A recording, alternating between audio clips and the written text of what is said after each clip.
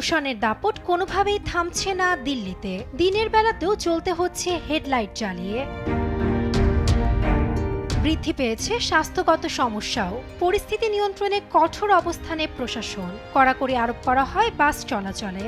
বন্ধ রাখা হয়েছে অপ্রয়োজনীয় নির্মাণ কাজ। এমনই যখন পরিস্থিতি, তখন কাজ হারিয়ে বিপাকে 13 লাখ নির্মাণ শ্রমিক, যারা বেশিরভাগই বিহার, ঝাড়খণ্ড ও উত্তরপ্রদেশ থেকে এসেছে। সরকারি নিষেধাজ্ঞার কারণে বন্ধ তাদের প্রতিদিনের রুটি রুজি। শুধু এবারই নয়, প্রতি বছরই একই পরিস্থিতির মধ্য দিয়ে পার করে দেশটির বিভিন্ন জায়গা থেকে আসা নির্মাণ শ্রমিকরা। শীতের কারণে বায়ু পরিস্থিতি খারাপ হলেই বন্ধ করে দেওয়া হয় নির্মাণ কাজ। গত বছরও 26 দিনের জন্য বন্ধ রাখা হয়েছিল এ সংশ্লিষ্ট কাজ। 2022 সালে নির্মাণ কাজ বন্ধ ছিল 35 দিনের জন্য। বিহার থেকে আসা এক নির্মাণ শ্রমিক জানায়, সরকার থেকে এসব কাজ বন্ধ করে দিলে শুধু পারিশ্রমিকে হারায় না তারা, খালি পড়ে থাকে খাবারের প্লেটও। এমনকি সন্তানদের জন্য করা অল্প সঞ্চয়ও বন্ধ হয়ে যায়।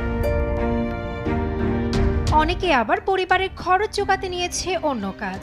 কেউ কেউ যোগ দিয়েছে সবজি দোকানে, কেউ বা পুরনো সেলাই মেশিন নিয়ে নেমে পড়েছে কাজে। কিন্তু সেখান থেকেও মিলছে না আগের মতো পারিশ্রমিক। ফলে ধার করে পার করতে হচ্ছে দিন, বাড়ছে ঋণের বোঝা।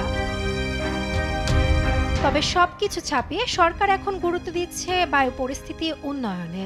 শ্বাস প্রশ্বাসের সমস্যায় ভুগছে অধিকাংশ বাসিন্দা। সবচেয়ে ঝুঁকিতে শিশু ও বৃদ্ধ।